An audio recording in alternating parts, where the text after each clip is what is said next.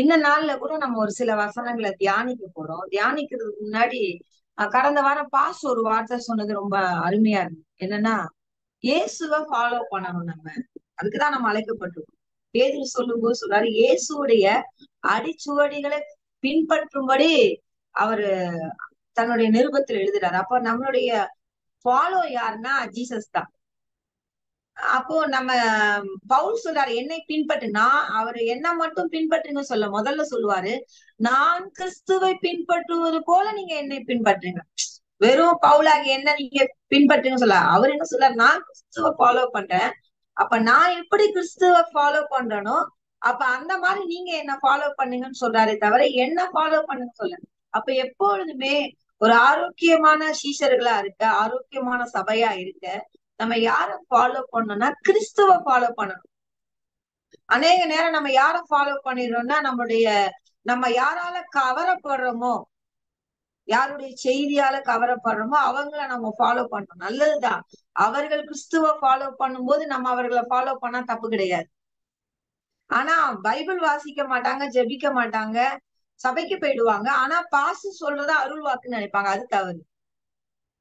அந்த பாஸ்டர் கிறிஸ்துவ பத்தி சொல்லும் போது அந்த பாஸ்டர் எப்படி கிறிஸ்துவ ஃபாலோ பண்றாங்களோ அது போல நம்ம கிறிஸ்துவ ஃபாலோ பண்ணணும். பாஸ்டர் அடிக்கடி யாராவது சொல்லுவாங்க, நீங்க என்ன பாக்காதீங்க, கிறிஸ்துவ பாருங்க. சில நேரம் ஊழியக்காரர் மேல நம்ம ஒரு ஒரு நம்ம அஃபெக்ஷன் ஆகுறோம் தான். ஏன்னா அவர் பேசுற வெளிப்பாடுகள் நம்மள தொடர மாதிரி பேசுறது, நம்ம கேள்விகளுக்கு பதில் கிடைக்கிறது. ஆனா நம்முடைய நங்கூரம் எங்க இருக்கணும், நம்ம பிடிப்பு எங்க இருக்கணும்னா கிறிஸ்துவ மேலதான் இருக்கணும். அப்போ உங்களுடைய போதகர், உங்களை வழி நடத்துறவங்க கிறிஸ்துவ பிரசங்கிச்சா பிரச்சனையே கிடையாது.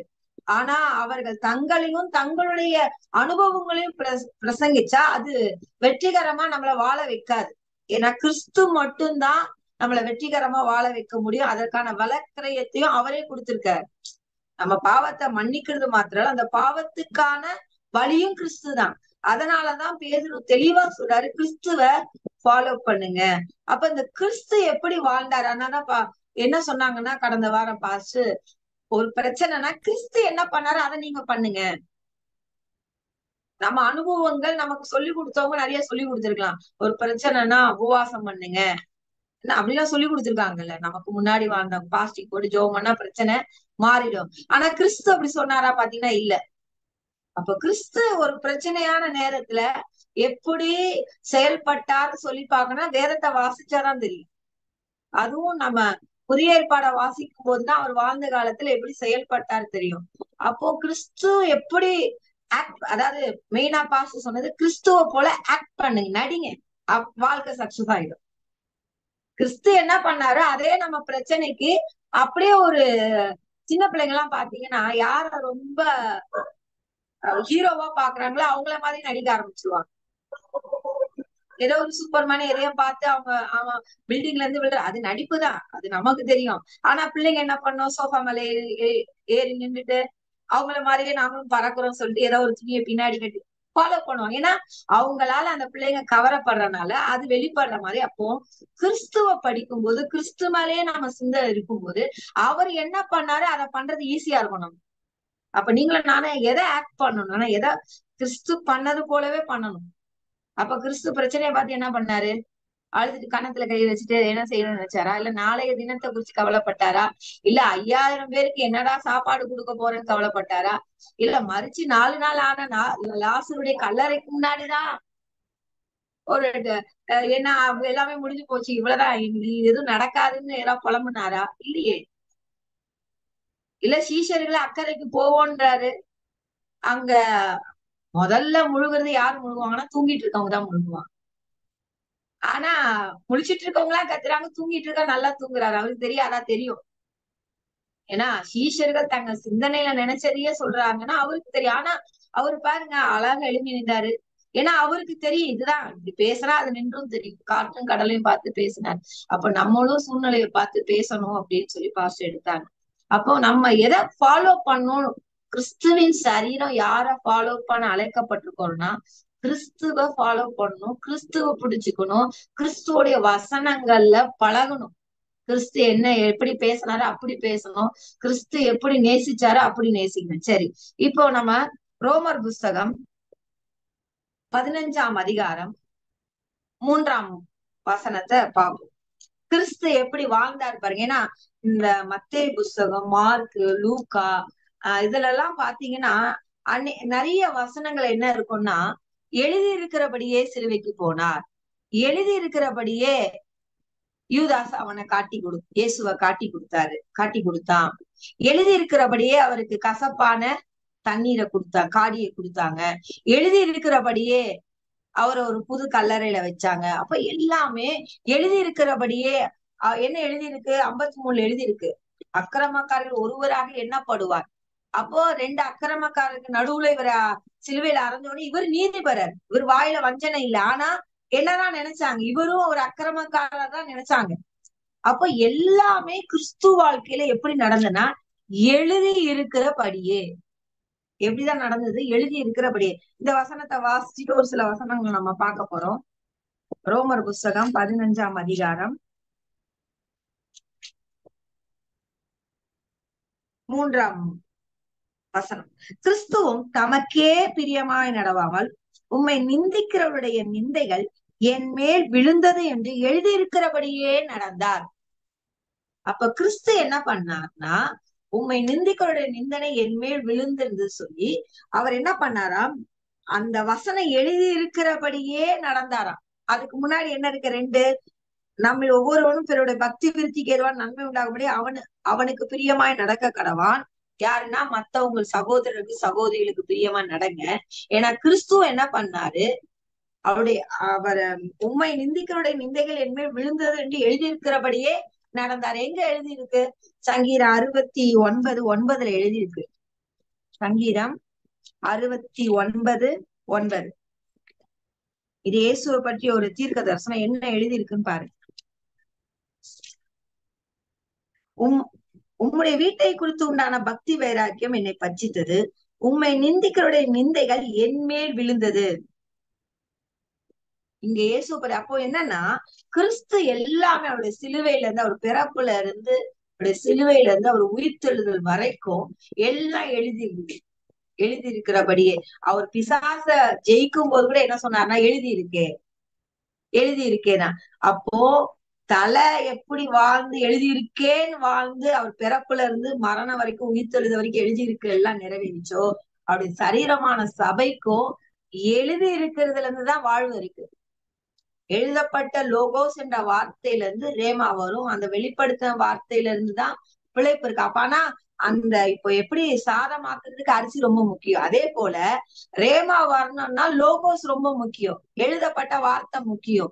அப்ப எழுதப்பட்ட வார்த்தையை படிச்சு ஒவ்வொரு சூழ்நிலையிலும் அந்த எழுதி இருக்கிற வார்த்தையை அப்ளை பண்ண கிறிஸ்தவர்கள் கற்றுக்கொண்டாலே கிறிஸ்துவின் சரீரம் ஆரோக்கியமா இருக்கும். என்ன நினைக்கிறாங்கன்னா, ஏதோ ஒண்ணு நடக்கணும், அற்புதம் நடக்கணும்னு நினைக்கிறாங்க. ஆனா நமக்கு வேண்டிய அற்புதங்கள் எல்லாம் ஆல்ரெடி எழுதி இருக்கு. நம்ம பிள்ளைங்க எப்படி இருக்கணும்னு எழுதியிருக்கு, நம்ம எதிர்காலம் எப்படி இருக்குன்னு எழுதியிருக்கு, நம்முடைய குடும்ப சூழ்நிலை, நம்ம பிசினஸ் கூட எப்படி இருக்குன்னு சொல்லி வேதம் ஆல்ரெடி எழுதியிருக்கு. அப்ப நம்ம எதை பார்க்கணும்னா, எழுதி இருக்கிறத பார்க்கணும். ஒரு பிரசங்கியார் என்ன பண்ணாருன்னா, ஃபாரின்ல எல்லாம் சர்ச்சு முடிச்ச உடனே என்ன பண்ணுவாங்கன்னா வாசலுக்கு வந்துருவாங்க. அது இப்பவும் இருக்கான்னு தெரியல, முன்னாடி நான் கேள்விப்பட்டேன். இது ரொம்ப நாள் முன்னாடி நடந்த ஒரு சம்பவம், ரொம்ப வருஷங்களுக்கு முன்னாடி. அப்போ பாஸ்டர் வந்து வெளியே நின்றுட்டு எல்லாருக்கும் வெல்கம் பண்ணிட்டு, இன்னைக்கு நல்லா எப்படி இருக்கீங்கன்னு விசாரிச்சுட்டு ஒவ்வொருத்தவன் ஆராதனை முடிஞ்ச பிறகு அனுப்பிட்டே இருக்கும்போது ஒரு பிள்ளை வந்தா. அந்த பிள்ளை கையில பாத்தீங்கன்னா வெறும் பைபிளோட அட்டையும், சில சின்ன பிள்ளை, அதாவது சண்டே கிளாஸ் போயிட்டு வர அந்த பிள்ளை. ஆனா அவ கையில இருக்கிறது பைபிளுடைய வெறும் அட்டை, முன்னட்டை, பின்னாடி உள்ள பேப்பர் எதுவுமே இல்ல, ஒரு சின்ன பாட்டு புக் இருக்கு. அப்ப இவர் அதை நோட் பண்ணாரு, என்ன இந்த பிள்ளை கையில ஒருவேளை உள்ள இருக்கிற பேப்பர் எல்லாம் மிஸ் பண்ணிட்டா போல இருக்கு, அதனால பைபிளோட அட்டை மட்டும் இருக்கு போல இருக்கு அப்படின்னு நினைச்சு மனசுல நினைச்சுட்டு அந்த பிள்ளையும் கிட்ட வந்த உடனே கை கொடுத்து பேசினாரு. என்னம்மா நல்லா இருக்கியான்னு கேட்டுட்டு, என்னம்மா பைபிள் அட்டை மட்டும் வச்சுக்க, உள்ள இருக்க ஒரு பேப்பரையும் காணுமே அப்படின்னு கேட்டாரு. அப்ப அந்த பிள்ளை சொன்னாலாம், வசனம் நான் ஒவ்வொரு வாட்டியும் சர்ச்சுக்கு பைபிள கொண்டு வரும்போது இந்த வசனம் எனக்கு இல்ல, இந்த வசனம் நமக்கு இல்லன்னு நீங்க சொன்னீங்க, ஒவ்வொரு வாட்டியும் இந்த வசனம் நமக்கு இல்லன்னு சொல்லும் போது அந்த பேப்பர் எல்லாம் கிழிச்சுட்டே இருந்தேன், கடைசியில பார்த்தா இப்ப எல்லா பேப்பரும் போயிடுச்சு, வெறும் அட்டை தான் இருக்கு ஃபர்ஸ்ட் அப்படின்னா. ஏன்னா சிலவங்க பிரசங்கிற இது நமக்கு கிடையாது, இது நமக்கு கிடையாது. இல்லைங்க, பைபிள் நமக்காக தான் எழுதப்பட்டிருக்கு. எப்படி பைபிள்ல கிறிஸ்துவுக்காக எழுதப்பட்டிருக்கோ, இந்த வேத புத்தகம் நமக்காக எழுதப்பட்டிருக்கு. எங்க நமக்காக எழுதப்பட்டிருக்குன்னு சொல்லியிருக்கு பாருங்க, ரோமர் புஸ்தகம்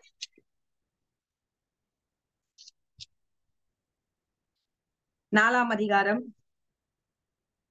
23. அது அவனுக்கு நீதியாக எண்ணப்பட்டது என்பது அவனுக்காக மாத்திரமல்ல, நமக்காகவும் எழுதப்பட்டிருக்கிறது. அப்போ ஆபிரகாமுக்கு நீதியாக எண்ணப்பட்டது என்பது அவனுக்காக மாத்திரமல்ல, எனக்காகவும் எழுதப்பட்டிருக்கு. அப்ப ஆபிரகாம குறிச்சு எழுதப்பட்டதெல்லாம் அங்க நானும் இருக்கிறேன். ஏன்னா நீங்களும் நானும் ஆபிரகாம், கிறிஸ்துவின் மூலமாக ஆபிரகாம் குமாரத்திகள். அப்ப இன்னைக்கு நான் சொல்ல வேண்டிய ஒரு வார்த்தை, எழுதப்பட்டதுக்கு கவனம் செலுத்து. எழுதப்பட்ட வார்த்தையோடு கவனம் செலுத்தும் போதுதான் தேவன் பேச போற தீர்க்கதரிசன ரேமா வார்த்தைகள், நம்மளை பிழைப்பூட்டக்கூடிய வார்த்தைகள் நம்ம வாழ்க்கையில வெளிப்படும். அப்ப எழுதப்பட்ட வார்த்தையோடு நேரத்தை செலவு பண்ணணும். யாருக்காக எழுதப்பட்டது? கிறிஸ்துவை பற்றி இந்த வேத புத்தகம் ஆதி ஆகமத்திலிருந்து வெளிப்படுத்தின விசேஷம் வரைக்கும் கிறிஸ்துதான் மையம். அப்ப கிறிஸ்துதான் மையம்னா அந்த கிறிஸ்துவின் சரீரம் இப்பனா, அப்ப எனக்காக இந்த வேத புத்தகம் எழுதப்பட்டது. அத ஒரு நாள் மறந்துடுவ. இந்த வேத புத்தகம் நமக்காக ஏதோ அந்த காலத்துல வாழ்ந்த மோசே ஆபிரகாம பத்தி எழுதியிருக்காங்கன்னு நினைச்சிட்டு விட்டுறக்கூடாது. இல்ல பவுல் பேதுருவ பத்தி எழுதினாங்கன்னு விட்டுறக்கூடாது. இந்த வேத புத்தகம் நமக்காக எழுதப்பட்டிருக்கு. அதனால இன்னைக்கு நம்ம கையில இருக்கு. ஏன்னா இந்த வேத புத்தகத்தை அதாவது பெரிய பெரிய ராஜ்யங்கள்லாம் இந்த வேத புத்தகத்தை அழிச்சது. பெரிய பெரிய ராஜ்யங்கள். அப்போ அந்த அவ்வளவு ஒரு அழிவுக்கு பிறகும் இன்னைக்கும் அதிகமான மொழிபெயர்ப்பு உள்ள ஒரு புத்தகம்னா அது வேதாகமம் தான். இன்னைக்கும் அதிகமா சேல்ஸ் ஆகுதுன்னா அது வேதாகமம் தான். இன்னைக்கும் அழியாம இருக்குன்னா அது வேதாகமம் தான். இன்னைக்கும் பழமையான ஒரு புத்தகம்னா அது வேதாகமம். ஏன் இருக்குன்னா அது நமக்காக எழுதப்பட்டிருக்குனால அது பத்திரமா பாதுகாக்கப்படுது. அப்ப வேத புத்தகம் நமக்காக எழுதப்பட்ட ஒன்று. எப்படி கிறிஸ்து எழுதியிருக்கிற கிறிஸ்துக்கு எல்லாம் எழுதியிருக்கு தெரிஞ்சதுனால்தான் அவரு வாழ்க்கையில போட்ல தூங்குனதுக்கு அதான் காரணம். ஏன்னா அவருக்கு தெரியும் நான் போட்ல சாகுற ஆளே கிடையாது. அப்படி எழுதில்ல, எங்கேயுமே எழுதில்ல. ஏன்னா ஏசாயா பத்தி பாருங்க, நல்லா படிச்சிருந்தாரு. ஏன்னா ஏசாயா 61 பார்த்து தம்மை குறித்து எழுதியிருக்கிற வசனத்தை கண்ட. அப்போ ஏசு தீர்க்கதரிசன புத்தகத்தெல்லாம் நல்லா படிச்சிருந்து எங்கெங்க அவரை பத்தி எழுதியிருக்க எல்லாம், அதாவது என்ன சொல்லுவாங்க, A to Z அவருக்கு தெரியும். அதனாலதான் அவருக்கு நல்லா தெரியும் நான் போட்ல சாகுற ஆளு கிடையாது. நான் 33 வயசுலதான் சாக போறேன். அதுவும் எப்படி தன்னுடைய மரணம் இருக்குன்னு வேற எழுதி இருக்கு. அப்ப அதெல்லாம் ஏன் இன்னைக்கு கிறிஸ்தவர்கள் குழப்பத்திலையும் தத்தளிப்புலையும் இருக்கிறாங்கன்னா எழுதி இருக்கிற வசனம் தெரியல, அது யாருக்கு எழுதி இருக்குன்னு தெரியல. அப்ப வேத புத்தகம் நமக்காக எழுதப்பட்டது. சொல்லுவோம், வேத புத்தகம் எனக்காக எழுதப்பட்டது. அப்ப கிறிஸ்துவை குறிச்சு எழுதின இடத்துல எல்லாம் நான் இருக்கிறேன். இப்படி நம்ம இது எனக்காக எழுதப்பட்டதுன்னா இதை படிக்காம நம்மளால இருக்க முடியுமா? இதுல ஏன்னா நம்ம வாழ்க்கையே இங்கதான் இருக்கு. நம்ம என்ன செய்ய போறோம், நம்மளுடைய எதிர்காலம் என்னன்னு வேதம் தெளிவா எழுதி இருக்கு. எப்படி ஒரு யோவான் ஸ்தானங்களை பத்தி ஏசாயால எழுதியிருக்கோ, சபையை ஒரு கிறிஸ்துவி, அதாவது ஒருவேளை வெளிப்படையான வியூலா அப்படின்னு போட்டு எழுதலனாலும் என் பேர் இருக்கு அதுல, அது வேற விஷயம். ஆனா கிறிஸ்துவின் சபையை பற்றி வெளிப்பாடுகள் நிறைந்தது வேத புத்தகம். கிறிஸ்துவின் சபை எப்படி இருக்கும், எப்படி அதிகாரம் உள்ளதா இருக்கும் அப்படின்னு. அப்போ இந்த எழுதி இருக்கு, முதல்ல நமக்கு தெரியணும் வேத புத்தகம் ஏதோ ஆபிரகாமுக்கு பழைய பரிசுத்தவான்களுக்கு அப்போஸ்தலருக்கு மாத்திரம் எழுதுனது இல்லைங்க, அது எனக்காக எழுதப்பட்ட ஒரு புத்தகம். பவுல் அதனால்தானே ரோமன்ல தெளிவா சொல்றாரு, நமக்காக எழுதப்பட, அது அவனுக்கு நீதியாக எண்ணப்பட்டது என்பது அவனுக்காக மாத்திரமல்ல, அது எனக்காக எழுதப்பட்டிருக்கிறது. யாத்ரா 23 25 நினைக்கிறேன். என்னன்னா உன் தேவனாய கர்த்தரை சேவிக்க கடவாய், அப்ப அவர் உன் அப்பத்தையும் தண்ணீரையும் ஆசீர்வதிப்பார்னா அது இஸ்ரவேல் ஜனங்களுக்கு மாத்திரம் இல்ல, அது எனக்காகவும் எழுதப்பட்டிருக்கிறது. அப்போ வேத புத்தகம் நமக்காக எழுதப்பட்டிருக்கு. சொல்லுவோம், வேத புத்தகம் எனக்காக எழுதப்பட்ட ஒன்று. ஏன்னா ஓசியா புத்தகம் பாருங்க, ஓசியா 8:12 அன்று என்ன சொல்றாருன்னு பாருங்க. ஓசியா 8ஆம் அதிகாரம் 12. என் வேதத்தின் மகத்துவங்களை அவர்களுக்கு எழுதி கொடுத்தேன், அவைகளை அந்நிய காரியமாக எண்ணினார்கள். அப்ப தேவன் என்ன பண்றார், வேதத்துல மகத்துவங்கள் இருக்கு. அதை நமக்கு எழுதி கொடுத்திருக்கிறாரு. ஆனா ஜனங்க என்ன நினைக்கிறாங்களா, அவைகளை அந்நிய காரியமா நினைக்கிறாங்க. ஏதோ பைபிளை வாசிச்சு வேதாகம போட்டியில 100 மார்க் எடுக்கிறது பெருசு இல்ல. அதுக்காக பைபிள் எழுதப்படல. கொஸ்டின் ஆன்சர் கேட்பாங்கல்ல, வேற போட்டி, அதெல்லாம் நல்லது, நான் இல்லைன்னு சொல்ல. ஆனா அதுக்காக வேத புத்தகம் எழுதப்படலங்க. வேதத்தின் மகத்துவங்களை நமக்காக தேவன் எழுதி கொடுத்தாரு. அதுல நம்ம எப்படி பேசணும், எப்படி சிந்திக்கணும், எதை உணரணும், எப்படி நம்ம வாழ்க்கை இருக்கும், எல்லாம் எழுதப்பட்டது. அப்ப எழுதியிருக்கிற வார்த்தைய நேரம் எடுத்து என்ன செய்யணும்னா வாசிக்கணும். அதனாலதான் வேதம் சொல்லுது, யோசுவா 1:8, சங்கீதம் 1 அதிகாரம் ஃபுல்லா பாத்தீங்கன்னா இந்த வேதத்துல இரவும் பகலும் எழுதியிருக்கு. வேதம் தான் என்ன எழுதியிருக்கிற புத்தகம். அப்ப இந்த எழுதியிருக்கிற புத்தகத்தோடு என்னுடைய நேரத்தை நான் செலவு பண்ணும்போது என்னுடைய வாழ்க்கை எப்படி இருக்கணும், நிச்சயமா நம்ம செய்யறது வாய்க்கும். இன்னைக்கு ஒரு சங்கீதத்துல ஒரு வசனம் பார்த்தீங்கன்னா, உம்முடைய கட்டளைகளை நான் ஆராய்வதனாலே எனக்கு அகலமான பாதை உண்டாயிருக்கான். ஏன் பாதை அகலமா இல்ல, ஏன் பாதையே தெரியலன்னா, சங்கீதக்காரன் சொல்றாரு, நான் உம்முடைய கட்டளைகளை ஆராயிறேன். நம்ம என்னென்னயோ ஆராய்ஞ்சிட்டு இருக்கிறோம். தேவையில்லாததெல்லாம் ஆராயிரும், கவலையை போட்டு ஆராயிரும். இதுக்கு என்ன பண்றது, அதுக்கு என்ன பண்றது, அப்படி பல காரியங்கள். அதாவது ஆராய வேண்டியது ஒண்ணே ஒண்ணு, வேத புத்தகம் மட்டும்தான். வேத புத்தகத்தை நம்ம சரியா ஆராய்ஞ்சா நம்ம வாழ்க்கையில என்னென்ன பகுதியில எதை எதை செய்யணும் என்பது வேத புத்தகம் நமக்கு தெளிவா போதிக்கும். அப்போ வேத புத்தகம் யாருக்காக எழுதப்பட்டது, நமக்காக எழுதப்பட்டது. அது மாத்திரம் இல்ல, வாசிப்போம் நம்ம 2 தீமோத்தேயு 3:16-17.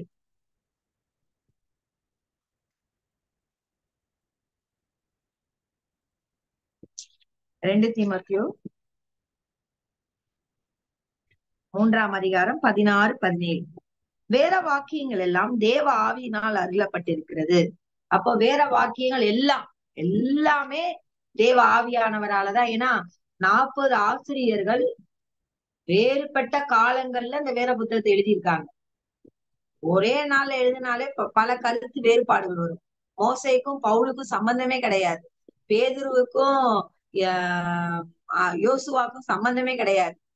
அப்போ எப்படி இந்த வேத புத்தகத்துல பாத்தீங்கன்னா சில நேரம் வசனங்களை அங்க இருக்கிற புதிய ஏற்பாட்டுல இருக்கிற வசனம் பழைய ஏற்பாட்டுல இருக்குது பாத்தீங்கன்னா, இப்ப நம்ம பார்த்தோம்ல ரோமர் 15:3 உள்ளது, சங்கீதக்காரன் 69:9 இருக்கு. எவ்வளவு ஆச்சரியம் பாருங்க.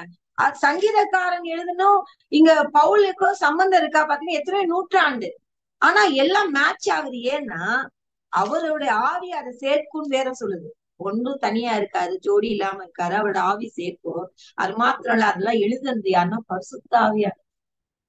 ஒவ்வொரு நாளும் இந்த வேத புத்தகத்தை பார்க்கும்போது நமக்கு ஒண்ணு தெரியணும், இது ஒரு மனுஷர்களால் எழுதப்பட்டது இல்ல, இது பரிசுத்த ஆவியானவரால் எழுதப்பட்டது. அப்ப எப்படி படிக்கணும்?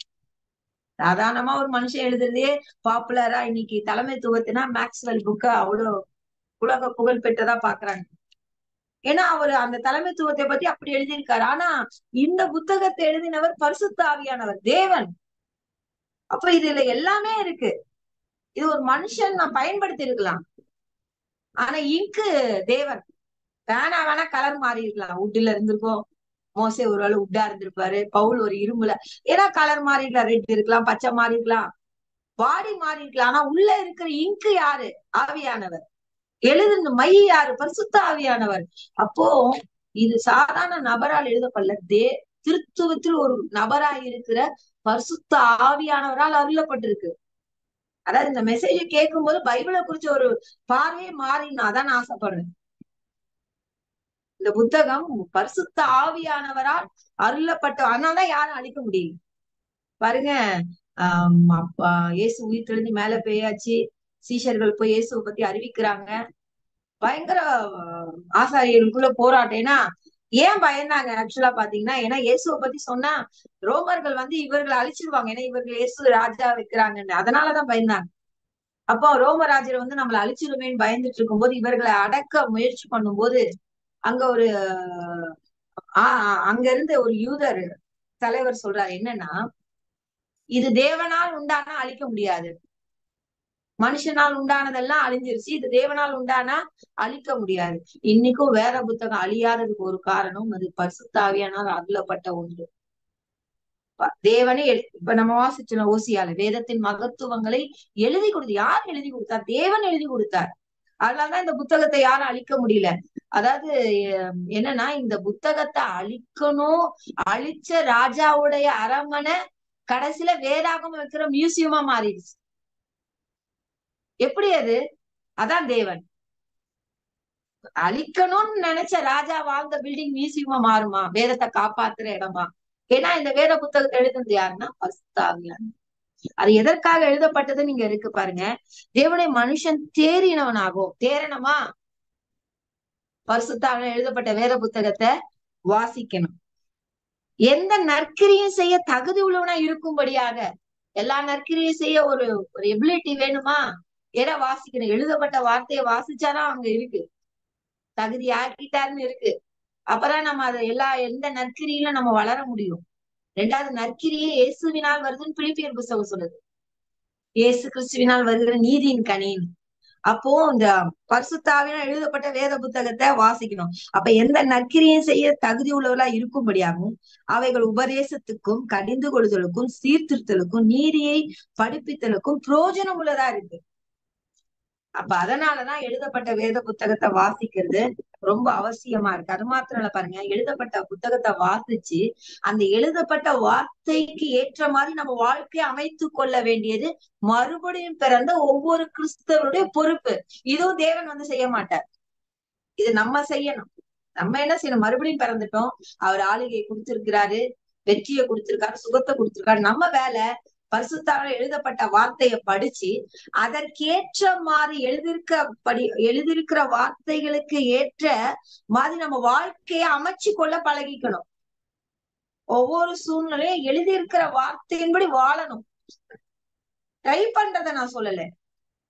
உங்களோட பேச்சு எப்படி இருக்குன்னா எழுதியிருக்கிற வார்த்தைக்கு ஒத்து இருக்கணும். நம்மளுடைய பார்வை எப்படி இருக்குன்னா, இயேசு அப்படிதான் நடந்தாரு, எழுதியிருக்கிறபடியே நடந்தார். அவருடைய பாடு, மரணம், உயிர்த்தெழுதல், பிறப்பு எல்லாம் எழுதியிருக்கிறார். ஏன் சில நேரம் அவர் பேசுவார்ல, அந்த பேசுற வார்த்தை கூட தீர்க்கதரிசனம் எழுதப்பட்ட வார்த்தைகள்.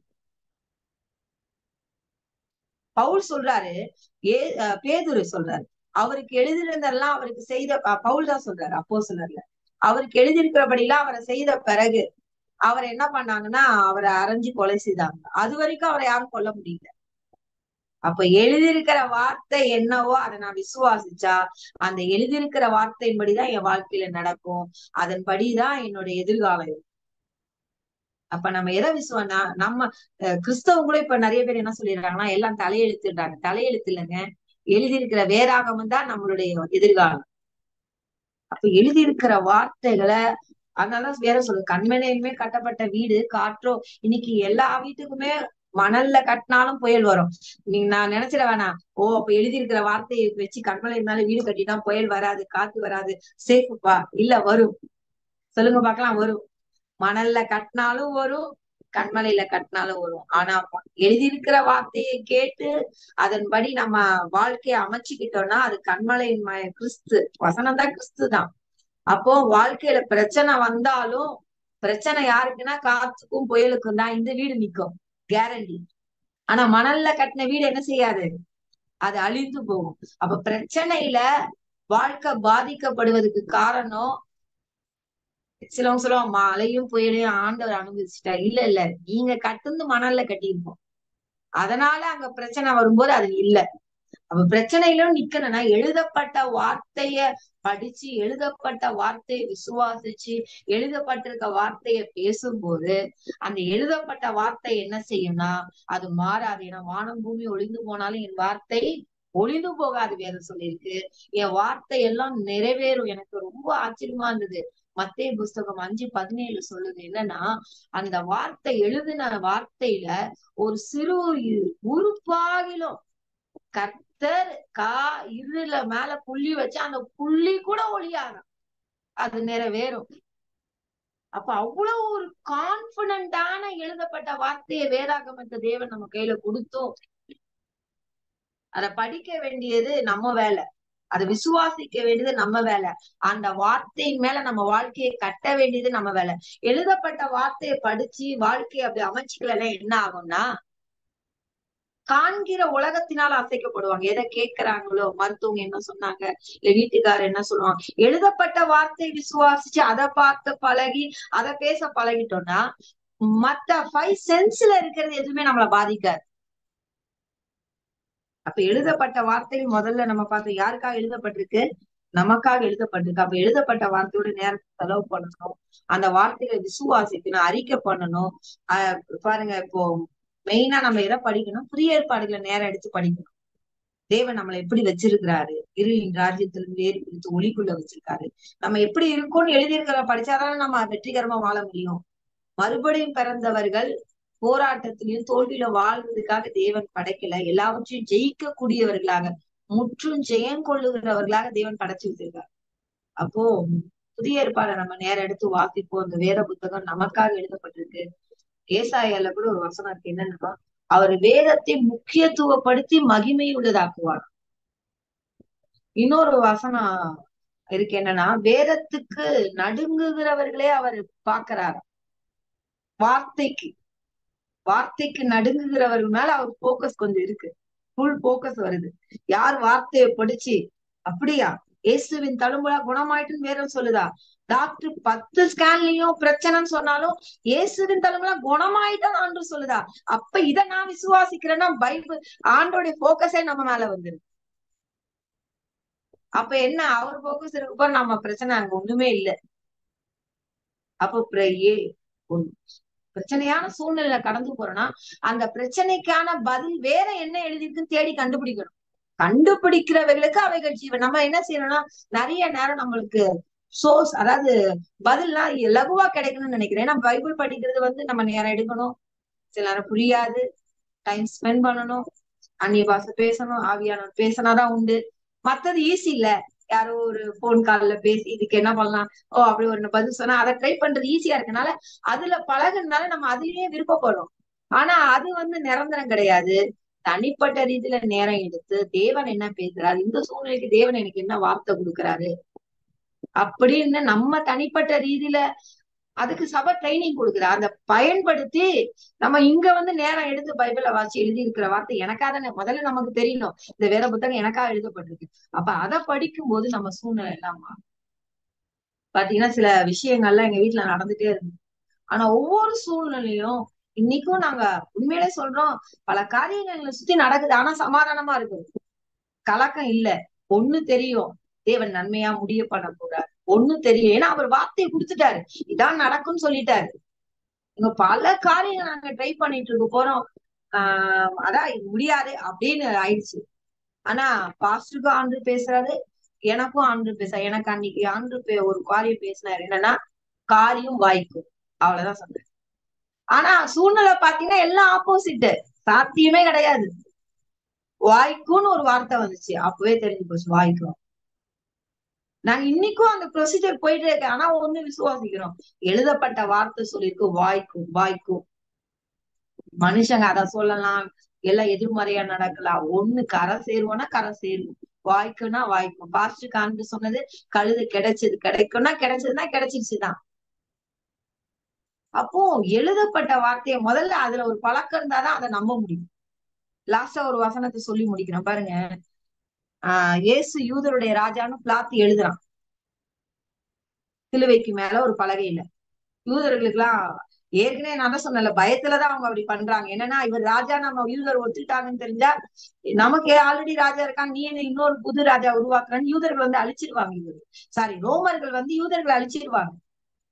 அப்ப இவர் பிளாத்து பாருங்க, இவர் யூதருடைய உண்மையிலே யூதருடைய ராஜா தான், யூதர் ராஜ சிங்கம். அவரு எழுதின உடனே கடுப்பு தாங்கலையா, முதல்ல அந்த பழைய மாத்துட்டார் அப்படின்னு சொல்றாங்க. அப்போ பிலாத்து சொல்றாரு, நான் எழுதினது ஏங்க ஒரு பிளாத்து, அவன் சொல்ல போனா மனுஷனுக்கு பயந்தவன். ஏன்னா பாருங்க, நல்லா தெரியும் சத்தியத்தை குறித்து சாட்சி கொடுக்குறாரு, இவர் ராஜான்னு தெரியும், அவர் விடுதலையாக்க மனதா இருந்தான். அவன் மனதுல நினைச்சதே அவனால் நிறைவேற்ற முடியாத ஒரு பரிதாபமான நபர் பிளாத்து.